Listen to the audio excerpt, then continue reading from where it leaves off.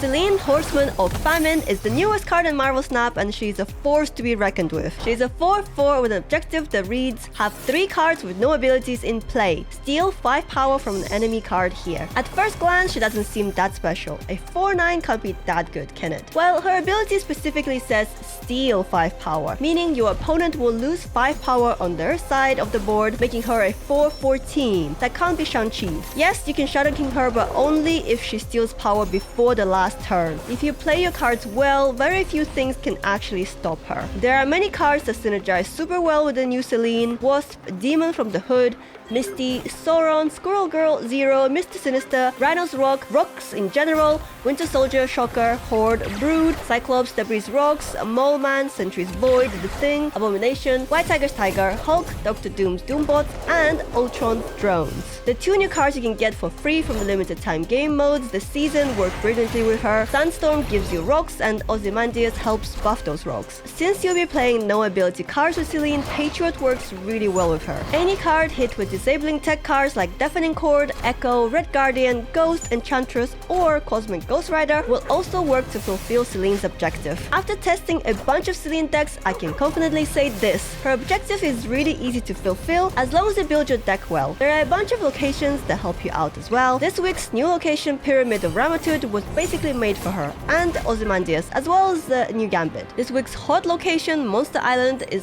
also great at helping you with Selene's objective. If you're playing Selene, you'll also be super happy to see so many different locations like Central Park, Deep Space, Destroyed Mansion, Eternity Range, Gamma Lab, and even Collapsed Mine, to mention a few. I'll show you a few decks you can try out with Selene shortly, but first I wanted to mention a few interesting interactions with her. If you manage to fulfill her objective and steal power with her early, you can Zola her and the copies will steal power again, without having to add more cards with no ability onto the board. Of course, that play makes her really vulnerable since she'll be alone in that location. You can be hit with cards like Cosmic Ghost Rider, Cosmo, Alive, and many other control cards, but it's fun to do, especially if you don't care about your rank. The other thing I tried to do is bouncing her back to my hand with Beast or Toxin, which took forever to do. Everything had to go perfectly for this play, and to my disappointment, she did not steal another 5 power when played again. So yeah, basically that's 3 hours down the drain. The first deck I wanted to show you is this budget-friendly Patriot deck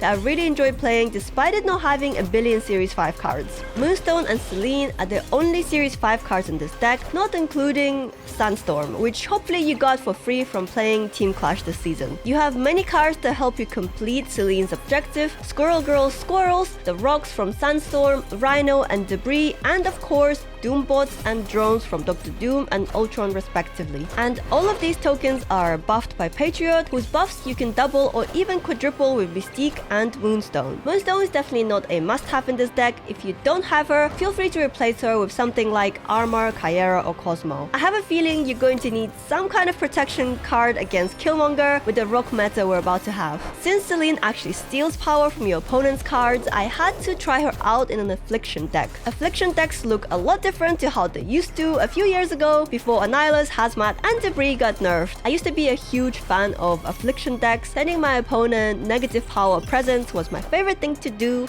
I guess I'm just generous like that. Anyway, since Annihilus doesn't send 0 power cards to your opponent's side anymore, and Hazmat is a 3-drop instead of a 2-drop, and Debris only gives your own side rocks, this deck did feel a little bit awkward. But it was still really fun if everything went your way. You could in theory hit your rocks with Yellow Jacket and or Hazmat and send them to your opponent's side with Annihilus or Viper. But do note that once they're there, they won't count for Selene's objective anymore. So while playing this deck, you mostly had to decide whether your hand was better suited to playing Selene plus Ajax or to clogging your opponent's board with Annihilus. Finally, I wanted to show this Victoria hand deck featuring Selene. Many cards that help you finish Selene's objective also synergize really well with Vicky hand, like Demon from the Hood, rocks from Sandstorm, and Mole Man. Plus, you also have Ozymandias to buff those rocks. You have a few win conditions in this deck, but you do need either your Victoria hand or Ozymandias or both, and of course, Selene can help you win a location on her own. Remember that Sandstorm counts front row characters only, so So if you have a character in one location